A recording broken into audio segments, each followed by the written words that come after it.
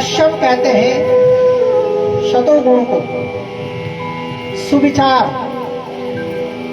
सुंदर आचरण, सुंदर दृष्टि, ये जो लक्षण है एक कश्यप जी है। दिति कहते हैं भेद बुद्धि को, ये मेरा, ये मेरा, ये तेरा। जहां भेद बुद्धि होती है वहां राक्षसों का आगमन होता है। ध्यान सुना, इसलिए अपने जीवन में भेद बुद्धि को नहीं पालना है। दिति कहते हैं भेद बुद्धि को, ये मेरा, मेरों के लिए। जहां ये भाव होता है वहां राक्षसों का आगमन होता है। अदिति कहते हैं सम बुद्धि को। अदिति सम, सुंदर भाव जहां है वहां देवताओं का आगमन होता है। इसलिए दिति नहीं बनना है, क्या बनना है? अदिति। बोल भक्त भगवान की। हिरण्याक्ष कहते हैं लोभ को, और हिरण्यकश्यप है अहंकार के सूचक। जहां भेद बुद्धि होती है वहां लोभ प्रकट हो जाता है, और जहां लोभ होता है वहां अहंकार साथ में आ जाता है। आप लोग समझ पा रहे हैं कि नहीं? क्या क्या बोलते? जहां भेद बुद्धि होती है वहां लोभ उत्पन्न हो जाता है, और जहां लोभ होता है वहां अहंकार अपने आप आ ही आ जाता है। इसलिए इस कथा को सुन करके भेद बुद्धि को अभेद बुद्धि के रूप में ढालना है। अपने घर में अहंकार को जन्म नहीं देना है। अभी तो लोभ में जो जीवन है उसका परित्याग करना है। इस कथा का अभिप्राय केवल और केवल यही है। बोल भक्त भगवान की। और फिर सुखदेव भगवान ने राजा परीक्षित ने निवेदन किया है, गुरुदेव अब आप मुझे मनु महाराज की जो वंश जो कथा है कृपा करके आप मुझे मनु महाराज की वंश की कथा सुनाएं। मनु और शत्रुपा की 5 संतानें बनी हैं, 3 बेटियां और 2 बेटे। बेटियां हैं आपूति, देवहूति और प्रसूति। कौन है? देवहूति, आपूति और प्रसूति। कश्यप मनु महाराज की 3 बेटियां हैं, और बेटे हैं प्रियव्रत और काम के 2 बेटे। 5 संतानें मनु महाराज की। स्वयं भुवस्य च मनो वंश कर्म सम्मतः कथ्यतां भगवान यत्र मैथुने धीरे प्रजः। पूछा है कि प्रभु आप मुझे उस पवित्र वंश की कथा श्रवण कराओ जिस वंश से मानवीय सृष्टि प्रारंभ हुई है। अब देखिए कितना बड़ा रहस्य है। तो परीक्षित जी महाराज ने सुखदेव भगवान से वंशानुक्रम पूछा है ना, तो सुखदेव भगवान ने पुत्रों के वंश की कथा नहीं कही है। रहस्य है यहाँ पर, पुत्रों के वंश की कथा नहीं, अभी तो बेटियों के वंश की कथा पहले श्रवण करा रहे हैं। क्यों? सुखदेव भगवान को तो पहले पुत्रों की वंश की कथा सुना सकते थे, लेकिन नहीं सुनाया। क्यों? कारण है ना, बेटी जो होती है ना वो एक वंश की नहीं अपितु 2 वंश का तारण करती है। और बेटे जो होते हैं एक वंश का ही तारण करना चाहे तो करते हैं, अभी तो करते भी नहीं है। इसलिए मानो मैं सुखदेव भगवान ने पहले बेटियों की वंश की कथा कहनी प्रारंभ की है। और एक और रहस्य देखो, 3 बेटियां हैं ना, तो सबसे बड़ी बेटी का नाम है आपूति। दूसरी जो बीचली मंजली जो कन्या है उसका नाम है देवहूति, और तीसरी जो कन्या है उसका नाम है प्रसूति। 3 बेटियों में भी जो बीच वाली कन्या है पहले उनकी वंश की कथा कह रहे हैं। क्यों?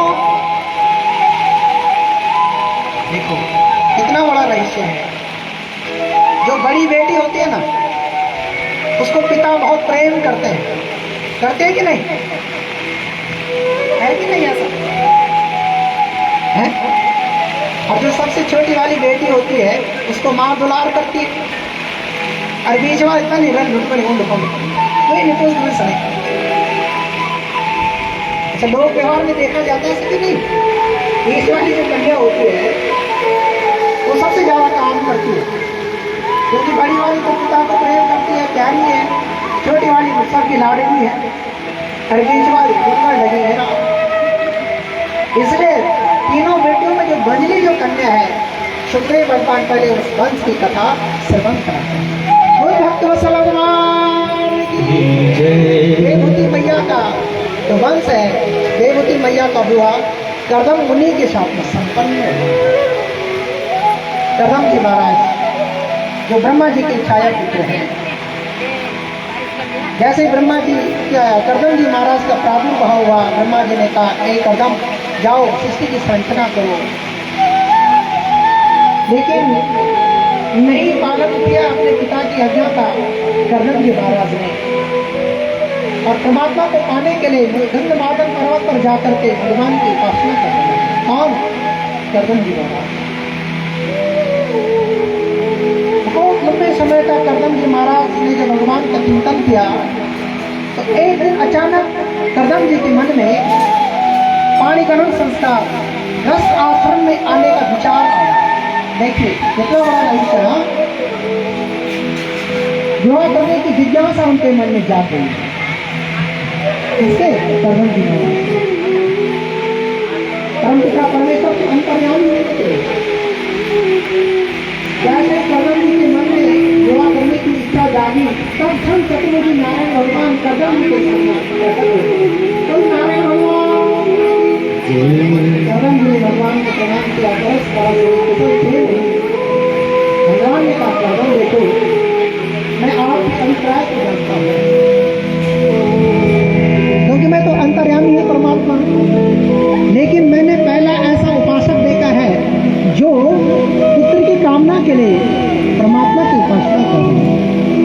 ग्रस्त आश्रम में आना चाहते हैं कर्दम जी महाराज, लेकिन कामना है, उपासना है कि परमात्मा को मैं अपना पुत्र बनाऊंगा, इसलिए मैं उपासना करूंगा।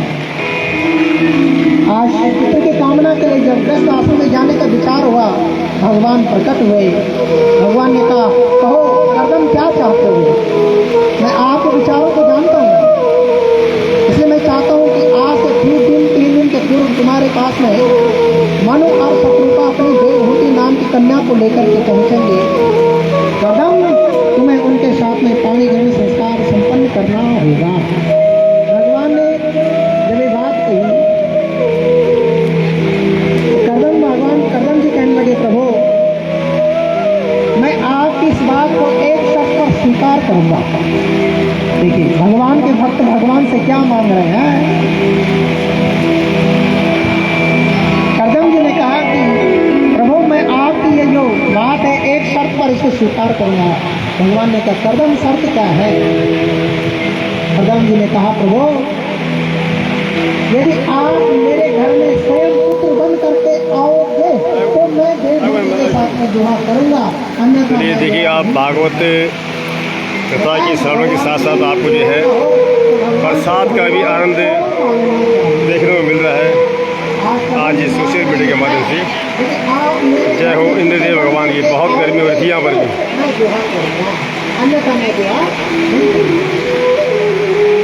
और जब कर्दम जी ने कामना की तो भगवान ने कर्दम जी को आश्वस्त किया, समय देता, और कर्दम जी का विवाह मनु महाराज की जो दूसरी कन्या देवहूति मैया है उनके साथ में संपन्न हो गया। भक्त मुसलमान की एक पुत्र की कामना थी, लेकिन भगवान के विधान को कोई टाल नहीं सकता है।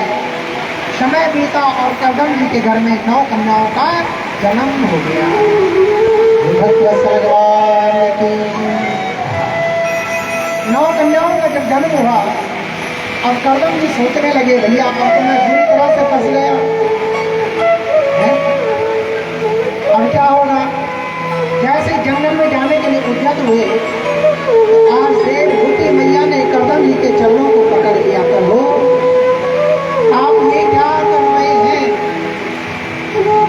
एक शब्दग्रस्त की क्या परिभाषा है। आज एक पत्नी अपने पत्नी को समझा रही है। देवहूति मैया कह रही है, चरण पकड़ रही है आज कर्दम जी के, और कह रही है, प्रभु उद्धार्य पुत्र निर्णाश्च कृत्वा वृत्तिं च तेभ्यो न विदाय काची स्थाने कुमारी प्रतिपाद्य शर्मा मुनीश्वर बभूषते। देवहूति मैया कह रही है, प्रभु गृहस्थ आश्रम का कर्तव्य बनता है कि गृहस्थ आश्रम में आकर के सबसे पहले संतानोत्पत्ति करो और फिर अपनी संतान का उचित व्यवस्था के साथ उचित ढंग से लालन पालन करके उन्हें सुंदर शिक्षा का उनके लिए विधान बनाओ, उनकी आजीविका का साधन बना करके, और फिर यदि कन्याएं हैं तो उन्हें उचित वर्ग को सौंप करके, उन्हें इतने ऋण से उऋण करके, और फिर धन की तरफ प्रस्थान करो। जैसे देवहूति मैया ने कर्दम भगवान से बात कही, कर्दम जी का जो विचार था वो बदल गया और स्मरण आ गया, ओहो भगवान की बात कभी मिथ्या नहीं हो सकती है। स्मरण आ गया, भगवान ने मुझे वरदान दिया हुआ है कि मैं तुम्हारे घर में पुत्र बन करके आऊंगा। यदि भगवान ने कहा है तो अवश्य आएंगे। इतना विश्वास कर्दम जी को परमात्मा पर जरूर है। और वन में जाने का जो विचार कर्दम जी का था वह बदल गया, समझ गए। देवहूति को आश्वस्त करने लगे, देवहूति तू चिंता मत कर, स्वयं भगवान तेरे घर में अब आने वाले हैं। समय बीता सजना, और देखते देखते कर्दम देवहूति के घर में भगवान कपिल का प्रादुर्भाव हो गया। बोल कपिल भगवान की जय, कपिल भगवान की जय। भगवान कपिल का प्रादुर्भाव कर्दम और देवहूति के घर में। जैसे ब्रह्मा जी को पता चली, आज ब्रह्मा जी अपनी 9 कन्याओं को साथ में लेकर के पहुंचे हैं कर्दम जी की कुटिया में। दरस परस कुशल खेल हुई है, और कर्दम भगवान ब्रह्मा जी ने भगवान कपिल का प्रणाम करते दर्शन करके, और ब्रह्मा जी की मध्यस्थता से भगवान कर्दम की जो 9 कन्याएं थी उनका विवाह ब्रह्मा जी के जो 9 मानस पुत्र हैं उनके साथ में संपन्न हो गया। विवाह संपन्न हुआ। इधर कर्दम जी महाराज जंगल की तरफ प्रस्थान कर गए, और देवहूति मैया अब स्वयं भगवान की सेवा करने लगी है। अपने सौभाग्य की सराहना करती है, मेरे घर में स्वयं भगवान चल करके आए हैं, और भगवान की नित्य प्रति सेवा करती है। देवहूति मैया ने भगवान कपिल से अनेकानेक प्रकार के प्रश्न पूछे।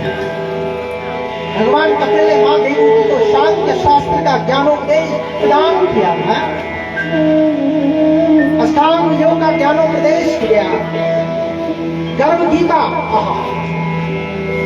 जीव मां के गर्भ में कैसे प्रवेश करता है, गर्भस्थ शिशु कैसे मां के गर्भ में बढ़ता है, कौन कौन सी गतिविधियां जीव की मां के गर्भ में होती हैं।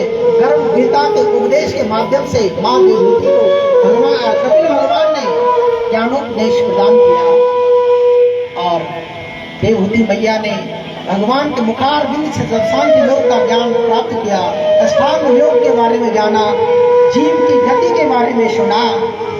तो अंतिम परिस्थिति में मां देवहूति पहुंच गई। भक्त की जो अंतिम परिस्थिति है, भक्त जब भगवान की अंतिम परिस्थिति में पहुंचता है तो उसका शरीर जल की धारा के रूप में प्रणित हो जाता है।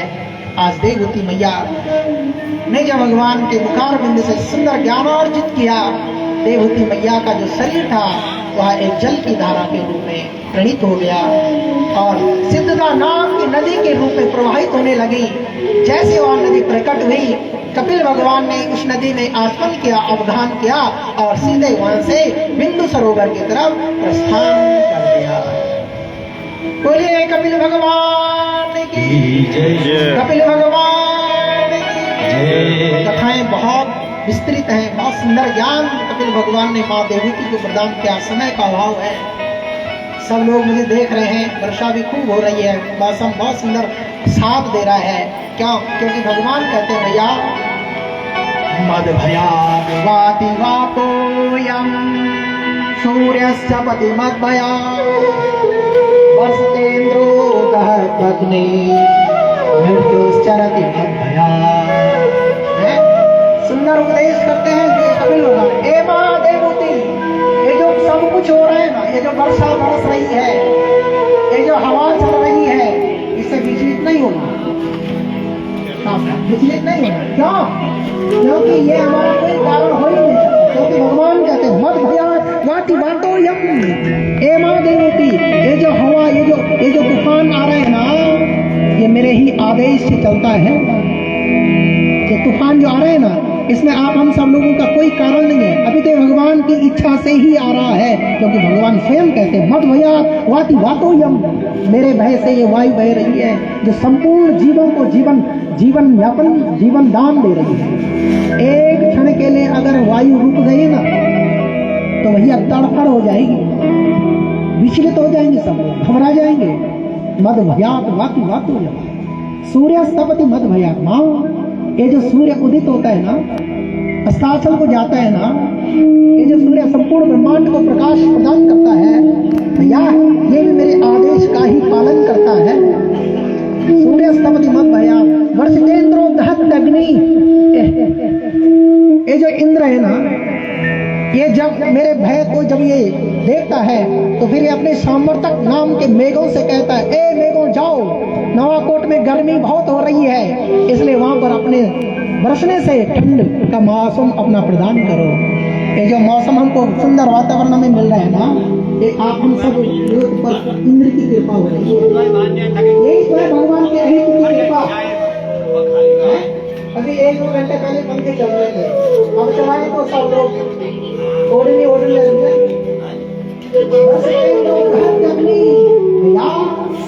इंद्र भी मेरे आदेश का पालन करता है।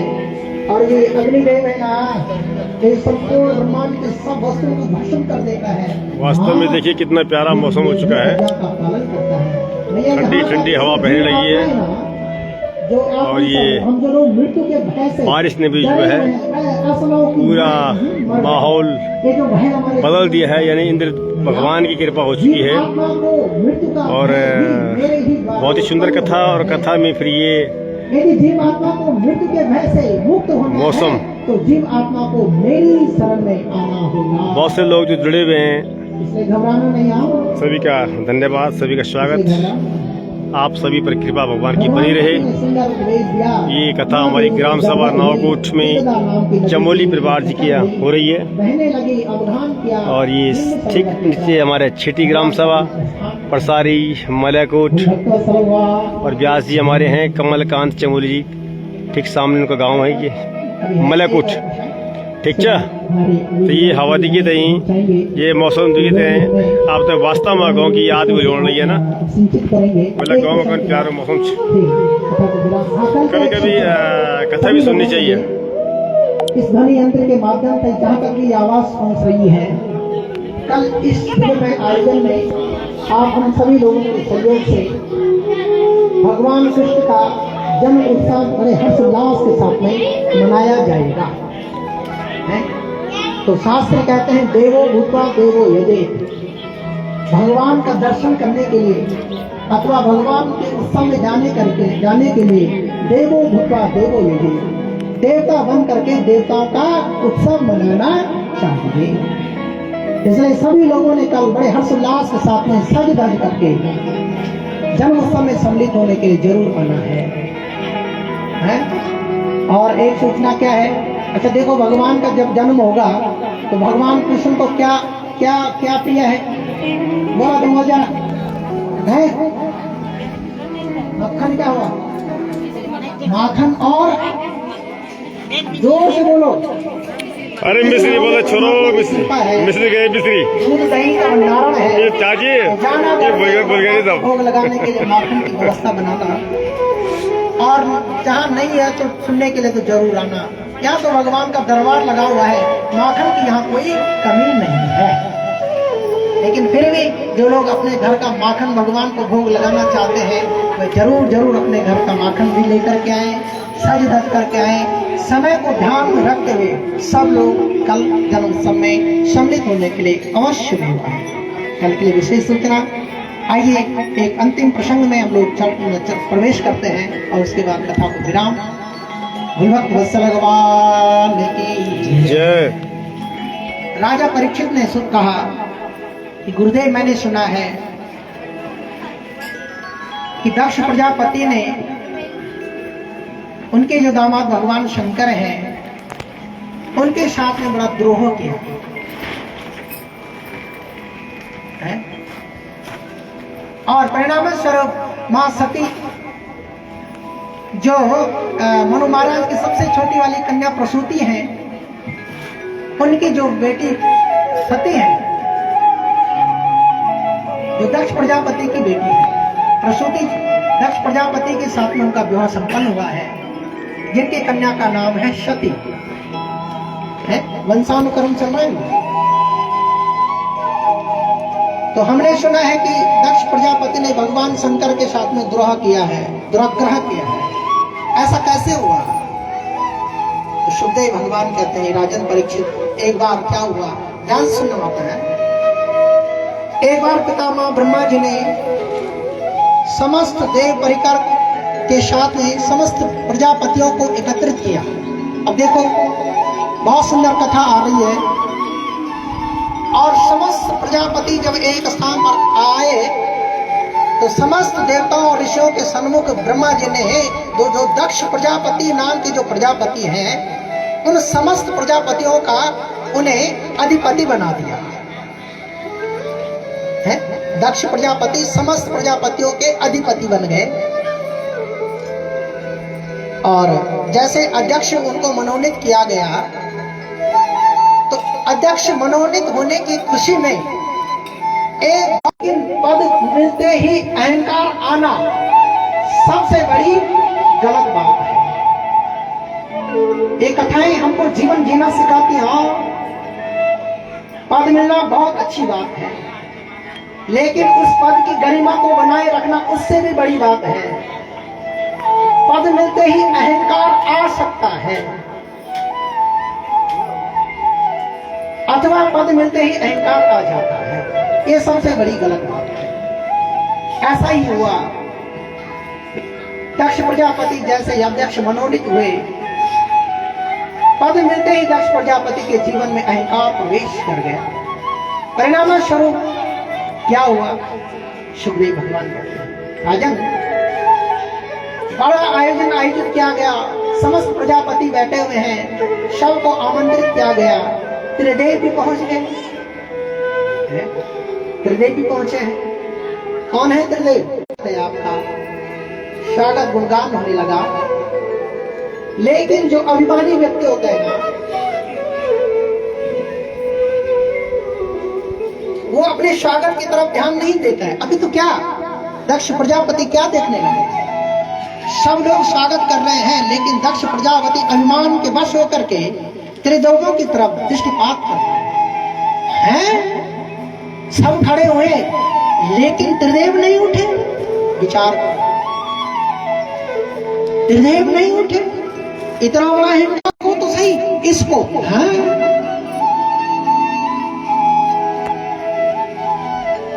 बोल भक्त वत्सल भगवान की, इतना बड़ा अहंकार। दक्ष प्रजापति कह रहे, देखो तो सही इसको। क्या? श्रूयताम ब्रह्म संयोग। शिष्ट व्यक्तियों के मध्य में अशिष्ट व्यक्ति को आने नहीं देना चाहिए। दक्ष प्रजापति कहते हैं।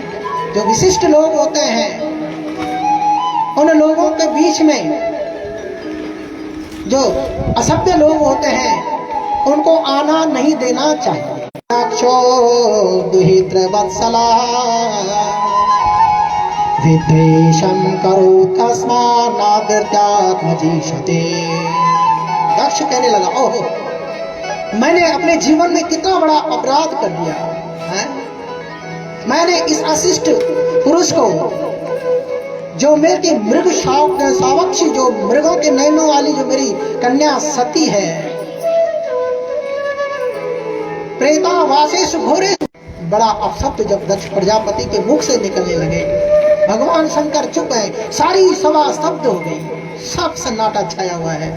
दक्ष प्रजापति अभिमानवश क्या क्या बोल गया नहीं उसे मालूम चला, अंधा हो गया दक्ष प्रजापति है। इतने में भगवान के जो पार्षद नंदीश्वर हैं और ना ही कभी सुननी चाहिए, नंदीश्वर भगवान तिल मिला गए। भगवान शंकर ने कहा नहीं नंदीश्वर कुछ नहीं, कुछ नहीं। लेकिन फिर भी जब नहीं रुका दक्ष प्रजापति, देखते देखते दक्ष प्रजापति ने भगवान शंकर को श्राप दे दिया। जा बोले शंकर, मैं आज तुझे श्राप देता हूं कि आज के बाद किसी भी यज्ञ में तुझे देवताओं के साथ में स्थान नहीं दिया जाएगा। हैं? दुहत्यज्ञा प्रतिष्ठा सततो विमुखो भवे। शंकर जा, मैं तुझे श्राप देता हूं कि आज के बाद में नंदीश्वर ने भगवान दक्ष प्रजापति को श्राप दे दिया। ए दक्ष जा, मैं तुझे श्राप देता हूं, जिस मुख से तुम्हारे आदित्य भगवान की अवहेलना करता है, जा तेरा जो ये मुख है ये तेरे यह मुख बकरे का हो जाए और तेरे जितने भी अनुयायी हैं वे सारे के सारे वामपंथी हो जाए। नंदीश्वर ने दक्ष प्रजापति को जैसे श्राप दिया,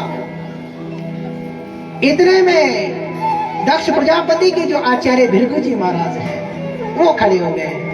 भृगु महाराज ने कहा, ए नंदीश्वर, तुझे श्राप देने की क्या आवश्यकता पड़ गई? ससुर और दामाद का झगड़ा चल रहा है तो बीच में क्यों बोला? देखिए, जहां अभिमान होता है ना वहां इस प्रकार का विद्रोह हो जाता है। तू बीच में क्यों बोला? जा, मैं आज भगवान शंकर के जितने भी अनुयायी हैं उन्हें श्राप देता हूं कि वे सारे के सारे सर्वभक्षी हो जाएं, वामपंथी हो जाएं, वे जटा कपाल को धारण करने वाले हो जाएं। जैसे ही सज्जनों भृगु महाराज ने भगवान शंकर के गणों को यह श्राप दिया, इतने में भगवान शंकर के गणों ने भी भृगु महाराज को श्राप दिया। ए भृगु, तेरे जैसे ब्राह्मण, जा हम तुम्हें श्राप देते हैं कि तेरे जैसे ब्राह्मण भी सर्वभक्षी हो जाए। सर्वभक्षी होने लगे। भगवान शंकर चुपचाप खड़े हैं, लेकिन जब बहुत ज्यादा विद्रोह होने लगा तो देखते देखते भगवान शंकर ने उस सभा को छोड़ करके और सीधे अपने कैलाश पर्वत में पहुंच गए। कैलाश पर्वत में भगवान शंकर जुड़ गए। सती महारानी ने उनका आदर सत्कार किया, लेकिन भगवान शंकर आशुतोष से चले। इतनी बड़ी घटना, इतना बड़ा विद्रोह हुआ, लेकिन एक भी बात भगवान शंकर ने सती रानी से नहीं कही। क्या क्या चरित्र है आजकल का जमाई होना ना। और ससुर जी इतना बात बोल रहे, बाबा घर जाके हैं, घर जाके क्यों उनको समझ लेना। ससुराल में यदि दामाद का इतना अपमान हो जाता तो भैया घर जाके उस पत्नी को निकाल देता। लेकिन भगवान शंकर ने अभी तक मां सती से कुछ भी नहीं कहा। आशुतोष भगवान शंकर सुंदर अपना जीवन, लेकिन दक्ष प्रजापति का जो द्रोह था अभी भी उसका समाप्त नहीं हुआ। और आज दक्ष प्रजापति ने अपने इस श्राप को सिद्ध करने के लिए एक आयोजन को आयोजित करने का संकल्प लिया। श्राप दिया है ना कि किसी भी यज्ञ में अब शंकर को हम स्थान नहीं देंगे। इस बात को सिद्ध करने के लिए आज दक्ष प्रजापति ने हरिद्वार कंखल धाम में एक बृहस्पति नाम के यज्ञ को आयोजित करने का संकल्प लिया। उस यज्ञ की पूरी रूपरेखा बन करके तैयार हो गई है। और समस्त देवी देवताओं को, यक्ष गंधर्व सिद्ध गण जितने भी हैं, सबको उस यज्ञ में आने के लिए आमंत्रित किया गया। लेकिन दक्ष के द्वारा भगवान शंकर और सती को उस यज्ञ में आने के लिए निमंत्रण पत्र नहीं दिया। कितना बड़ा द्वेष है। भगवान कहते हैं कि जो कार्य द्वेष की भावना से किए जाते हैं वे कार्य कभी सफलता को प्राप्त नहीं होते हैं। ये कथाएं हमको ये सीख देती हैं। आज भगवान शंकर से द्रोह करने के लिए बहुत बड़ा यज्ञ प्रारंभ हो गया। बड़े बड़े देवता अपने सब परिवार के सहित में पहुंचे हुए हैं। कोई आ रहे हैं, सारे संत महापुरुष। हरिद्वार में वेद ऋचाओं का उद्घोष होने लगा है। यज्ञ प्रारंभ हो गया है। आज आकाश मार्ग से अनेक प्रकार के विमान उड़ रहे हैं। कैलाश पर्वत के ऊपर आकर के विमानों को जो माँ सती देख रही है, तो माँ सती ने देखा विमान चल रहे हैं और अंततः जा कर रहे हैं। बार बार जानना चाहती है माँ सती, लेकिन माँ सती को पता चल गई। माँ सती को पता चल गई है कि ये सारे विमान मेरे पिता के यज्ञ में सम्मिलित होने के लिए जाते हैं। क्या चरित्र है सभी। प्राचीन भारत की नारी है माँ सती, क्या चरित्र है। और जब माँ सती को इस बात का पता चला ना, तो सती मैया आज अपने भोलेनाथ से निवेदन कर रही है। इतना सुंदर निवेदन माँ सती का। सती मैया कहती है, जरा सुनो क्या कह रही है। प्रजापतेस्ते ससुरस्य साम्प्रतं निर्यापितो यज्ञमहोत्सवः किल वयं च तत्र विसरामः तामे विबुधा व्रजन्ति। प्रजापते से ससुरस्त सांप्रतम। हे प्राणनाथ भोलेनाथ एवं भगवान शंकर, आपके जो ससुर जी हैं, जो सारे प्रजापतियों के अध्यक्ष हैं, आपके ससुर जी के घर में एक बहुत बड़ा यज्ञ चल रहा है। क्या निवेदन है, विचार करो। ये जो नाते रिश्ते हैं ना हमारे, इनका बहुत बड़ा महत्व है। सती मैया आप हम सब लोगों को प्रेरणा दे रही है। क्या कर रही है। आपके ससुर जी के घर में है, आपके ससुर जी के घर में। इन कथाओं पे मैंने कहा है ना, इनको बड़े ध्यान पूर्वक सुनकर इनसे चिंतन जरूर करना। ये जो हमारे नाम हैं ना, इनके हमारे जीवन में बहुत अहम स्थान है। ससुर जी, सासू जी भी नहीं जी। इतना बड़ा अंतर आ गया है। आज के ससुर जी, पापा जी, हाँ? कितनी माताएं यहाँ पर है जिनकी बहू में उनको मन नहीं रह करके पुकारते। हाथ खड़ा करना जरा। हैं? ससुर जी बन गए पापा जी। पापा जी तो पापा जी हैं। जेठ जी हो गए भाई साहब। आओ, कहाँ जा रहे हैं हम लोग। क्या हो गया हमें। पहचानो अपने आप को, कौन है हम, क्या संस्कृति हम लोगों की, क्या है हमारे नाते रिश्ते, क्या अभिप्राय है इनका। सावधान, समझ जाओ, अभी समय है, समय है अभी भी। ये कथाएं निरंतर इसीलिए हो रही है कि कोई तो समझे।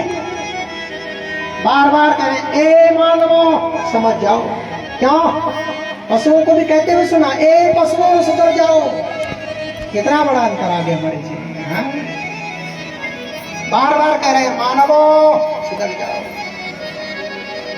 अपनी मर्यादाओं में रहो, मर्यादाओं का उल्लंघन मत करो। पशु भी तो हैं, आज भी अपनी ही मर्यादाओं में हैं, इसलिए उन्हें सुधरने कहने की आवश्यकता नहीं पड़ती।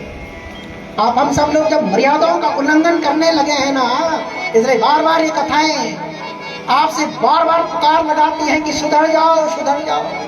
सुनते जरूर हैं इन कथाओं को, लेकिन मानते नहीं हैं। आज सती मैया कह रही है, आपके ससुर जी के घर में एक सुंदर आयोजन आयोजित चल रहा है। वयम च सर्वे, आप देख रहे हैं प्राणनाथ, ये जो सब वयम, ये जो सब अपने अपने विमानों पर आरूढ़ होकर के आज कैलाश पर्वत से होकर के जा रहे हैं ना, ये सब लोग भी उसी यज्ञ में सम्मिलित होने के लिए पहुंच रहे हैं। भगवान शंकर से निवेदन कर रहे हैं। इसलिए प्राणनाथ, क्या आपको अपने ससुर जी के यज्ञ में सम्मिलित होने का मन नहीं हो रहा है? उकसा रही है भगवान नाथ भोलेनाथ। भगवान भोलेनाथ अभी भी चुपचाप है, कुछ नहीं बोल रहे, चुप खड़े हैं, सुन रहे हैं।